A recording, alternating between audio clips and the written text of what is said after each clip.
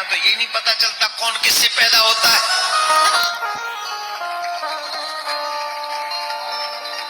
हमारे यहाँ पता तो होता है।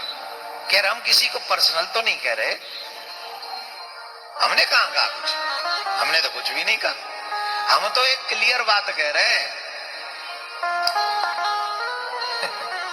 हमारे भगवान प्रकट होते हैं, उनका जन्म नहीं होता। अजन्मा का जन्मोत्सव हम लोग मनाते हैं। ये क्या है? आज के आधुनिक युग में पढ़े लिखे बच्चे भी ये कहते हैं कि भगवान है तो प्रकट कैसे होता है, जन्म कैसे लिया? अगर वो भगवान है तो जन्म कैसा? भगवान ने कहा जन्म कर्म च मयि दिव्यम, मेरा जन्म और कर्म दोनों दिव्य हैं।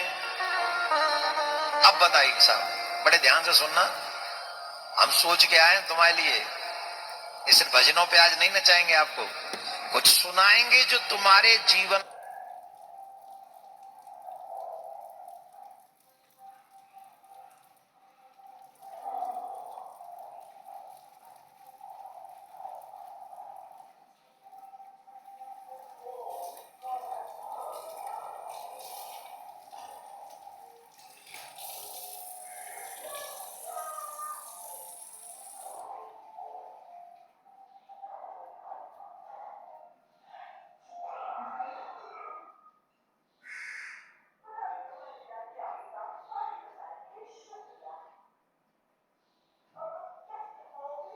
में तुम्हारे लिए एक बहुत बड़ा अविलंब होगा श्रद्धा का और विश्वास का। उदाहरण देंगे बाकायदा, सुनना ध्यान से। पहली बात तो पढ़े लिखे बच्चे जो मॉडर्न एजुकेशन कर रहे हैं वो कहते हैं कि हम बिलीव नहीं करते कि भगवान है। ऐसा नहीं कि सब ऐसा है, कई लोग हैं जो यहाँ बैठे ये पढ़े लिखे इंजीनियर हैं, डॉक्टर हैं, वकील हैं, बहुत अच्छे अच्छे बिजनेसमैन हैं जो बिलीव करते, लेकिन जिनका संग खराब है। चलो उनके क्वेश्चन को हम समझ भी ले, वो कहते हम कैसे माने कि वो भगवान है, हम कैसे माने? अगर भगवान है तो वो चले कैसे गए? अगर भगवान है तो चले कैसे गए? भगवान है तो वो कैसे आए? एक और क्वेश्चन जो आम क्वेश्चन है, जो सब कहते हैं अगर वो भगवान है तो कंस को वहीं से मार देते, रावण को वहीं से मार देते, भगवान को आने की आवश्यकता क्या है? बात तो सही है। अब एक और गजब की बात, कृष्ण कौन है? कृष्ण कौन है? बड़े गजब की बात।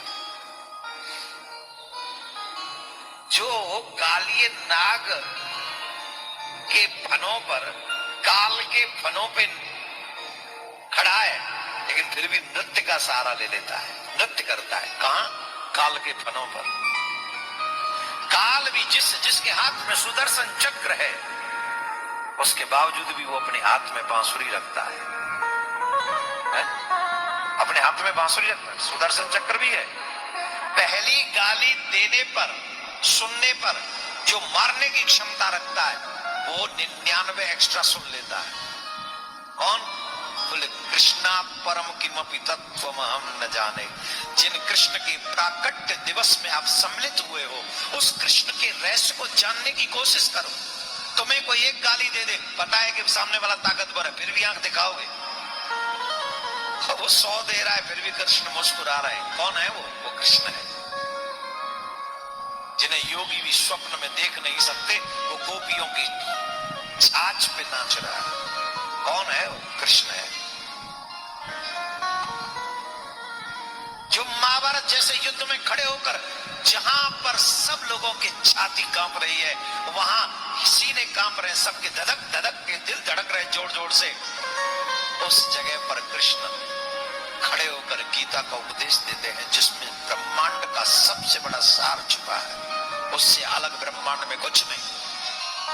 ऐसा उपदेश गीता का करने वाले कृष्ण क्या कहते ब्रज में, जहां नंद महोत्सव मनाया जाता है, क्या कह रहे हैं? वही गीता का उपदेश है। ओ मैया मोरी मैं नहीं माखन खा। झूठ बोल रहे। कौन? गीता का उपदेश देने वाला कौन है? बोले कृष्ण है। कृष्णा परम किमपि तत्वम हम न जाने। उन गोविंद के रहस्य को, तत्व को हम इजिली नहीं समझ सकते। उसके लिए अच्छा एक और बात बता दे, ब्रह्मा भी नहीं समझ पाते, हम और आप तो तुच्छ प्राणी, वो भी कलयुग के, वो भी 21वीं सदी के तुच्छ प्राणी, जिनका खाना शुद्ध नहीं, जिनका सुनना शुद्ध नहीं, जिनका देखना शुद्ध नहीं, जिनका चलना ढलना हिलना फिरना कुछ भी शुद्ध नहीं, वो क्या जानेंगे कृष्ण के रहस्य को। अब लोगों ने कहा कि कृष्ण प्रकट हुए, तो कृष्ण चले कहां जाते हैं, कहां चले गए? अगर भगवान है तो वो आज भी यहां होने चाहिए। देखने का सामर्थ्य हो तो आज भी वो यही है, आज भी। कहां नहीं है, कहो सो कहां, जहां प्रभु ना। ये उदाहरण पर्याप्त तो नहीं है, पर आपको हल्का सा समझाया जा सकता है इस उदाहरण को देके, अगर आप समझना चाहें तो। समझाएं कि नहीं समझे? समझो, बताओ अग्नि कहां है? कहां है अग्नि? क्या उस लकड़ी में अग्नि है जो निर्जीव पड़ी हुई? मना क्या कर है उसमें? घर्षण करो, लकड़ी का घर्षण करो, उसमें अग्नि है जो तुम्हें दिखाई नहीं पड़ रही।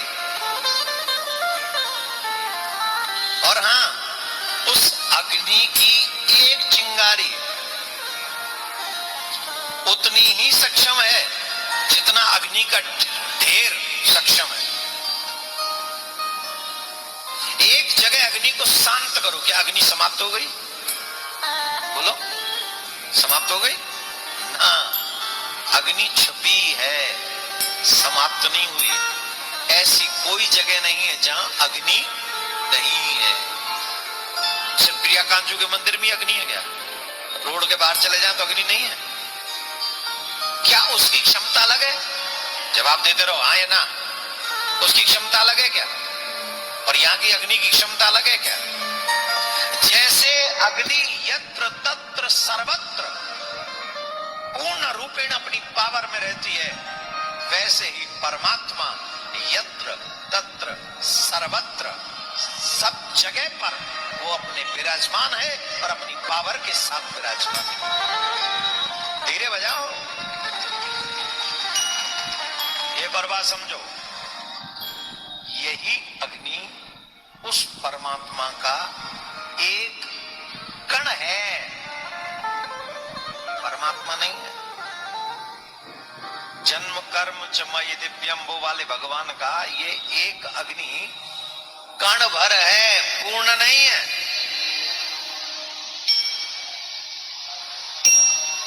एक और बात,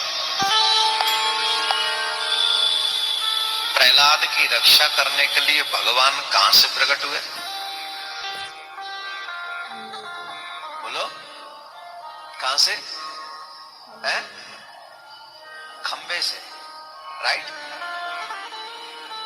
इस ब्रह्मांड में किसी का भगवान खंबे से प्रकट हुआ है? बोलो, कोई एक पूरी दुनिया में बता दे, बोले हाँ साहब मेरा भगवान खंबे से प्रकट हुआ। एक का नाम बता दो, जवाब देना पड़ेगा हाँ या ना।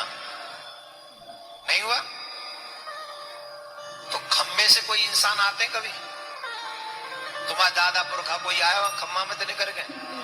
तुम्हारे बालक बच्चे ने कराया, मैं शायद एक आध कोई ढोंगा पोंगा कोई एक आध आ जाए, बोले मैं तो खम्मा में दे आऊंगा साहब, मैं ना आ रहा हूं में दे, मैं तो खम्मा में दे आऊंगा। है कोई प्लानिंग? बोलो, क्यों नहीं आ सकते? वो खम्मा में से क्यों नहीं आ सकते? बोलो क्यों नहीं आ सकते? क्योंकि वो इंसान है, सामर्थ्य नहीं है, असामर्थ है, सामर्थ्यवान नहीं है। जो निर्धारित कर दिया गया है पप्पू तो वहीं से आएगा। सृष्टि है, नियम है, क्योंकि तू मानव है, चाहे बड़ा महात्मा आ जाए, चाहे छोटा महात्मा आ जाए, चाहे गृहस्थी आ जाए, चाहे पापी आ जाए, सबको मां में से ही आना है, मां के ही पेट में 9 महीने रहना। यस और नो? क्यों? क्योंकि वो मानव है और वो चाहे तो बोले वो खंबे में से भी आ सकता है। वो खंबे में से इसलिए आ सकता है क्योंकि वो सर्वशक्ति संपन्न है, वो सर्वशक्तिमान है, वो हर जगह विराजमान है, ईश्वर कण कण में है। इसका प्रूफ मात्र सनातन में मिलता है, मात्र सनातन में। तुम्हारे बाप की औकात नहीं जो सनातन को मिटा दो।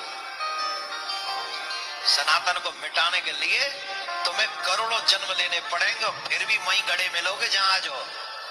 आई सब में तुम्हारा भला करे कौन करेगा? ऐसी नीच सोच वालों का भला जो कहते हैं कि सनातन डेंगू है, मलेरिया है। तेरा फूफा है सनातन, आके मिल तो ले, तेरी कसम।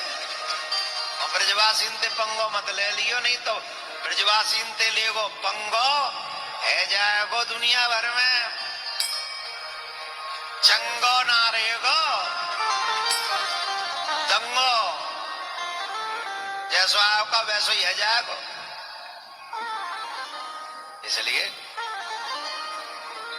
खैर इन लोगों से आशा भी नहीं रखनी चाहिए। नालायक किस्म के लोगों से क्या आशा रखोगे यार? हम अपना मूड खराब नहीं करते। आज हम ठाकुर जी के फिर लेंगे, छोड़ेंगे नहीं इनको, छोड़ेंगे नहीं, तुम्हारी कसम छोड़ेंगे नहीं। जब तक हम रहेंगे तब तक छोड़ेंगे नहीं हम। तेरी तो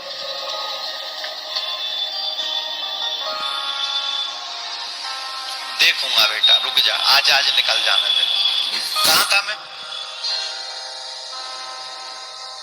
क्या कोई मानव खंबे से प्रकट हो सकता है? नहीं। क्यों? क्योंकि वो मानव है। और नरसिंह भगवान कहां से आए? कहां से आए? खंबे से। क्या कोई मानव खीर से पैदा हो सकता है? बोलो। भगवान श्री राम कहां से आए? ये हवि बाटे देव नृप जानी, ये हवि बाटे देव नृप जानी, ये हवि बाटे देव नृप जानी, ये हवि बाटे देव नृप जानी, जथा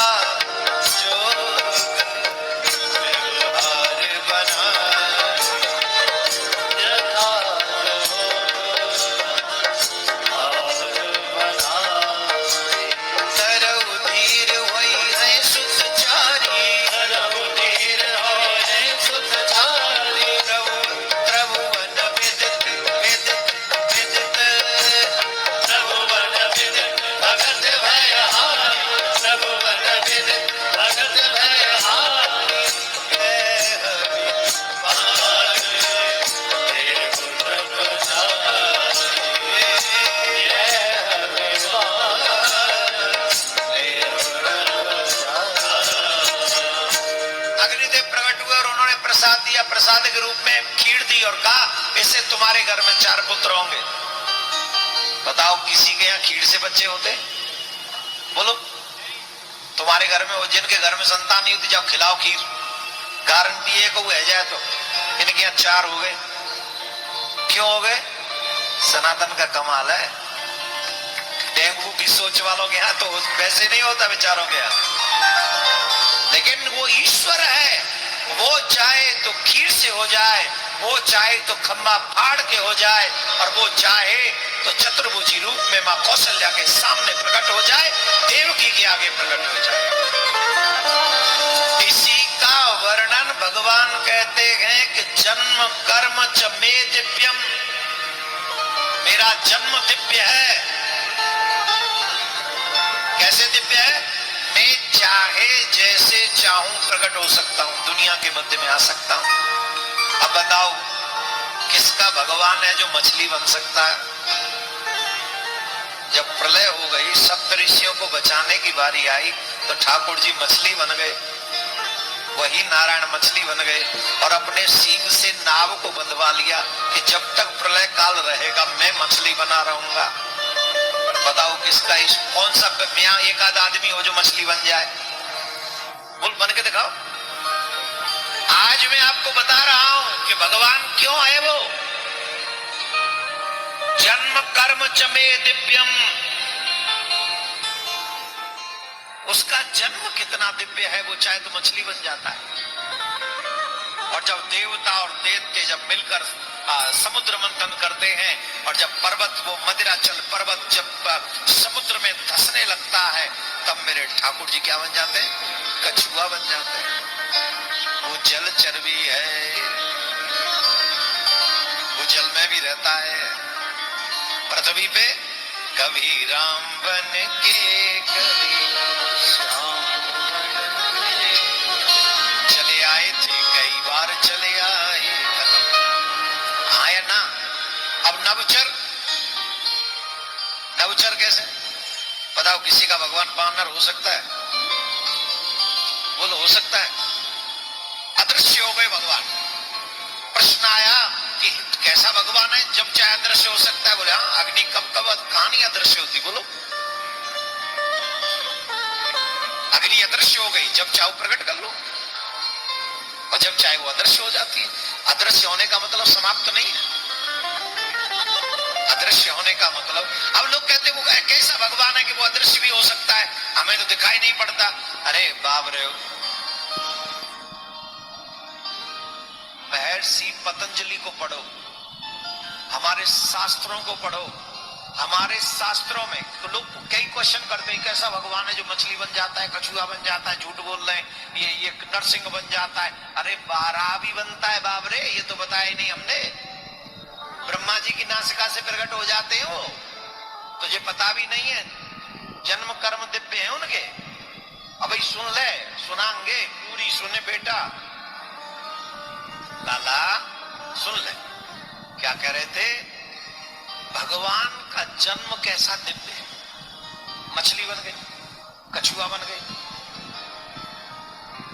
हनुमान बन गए, राम बन गए, कृष्ण बन गए, और अदृश्य हो जाते हैं। कैसे? सुनो, हमारे पुराणों में, शास्त्रों में कितने ऐसे ऋषि मुनि हैं, कितने ऐसे ऋषि मुनि हैं जो अपने शरीर में से अदृश्य हो जाते हैं। बैठे बैठे ही अदृश्य हो गए, है कि नहीं? पढ़े कि नहीं? सुने कि नहीं?